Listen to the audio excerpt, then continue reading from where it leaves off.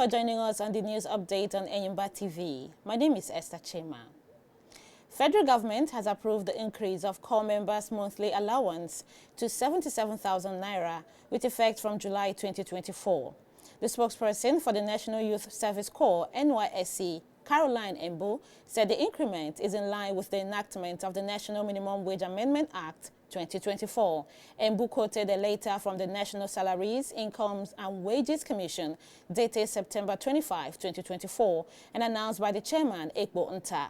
Before this increase, the monthly allowance for corps members was 33,000 naira. In 2020, the NYSC increased the allowances of corps members from 19,800 naira to 33,000 naira, months after a new minimum wage bill of 30,000 naira was signed. And that's our package. Please join us for more updates in our subsequent bulletins. Meanwhile, don't forget to subscribe to this channel on YouTube.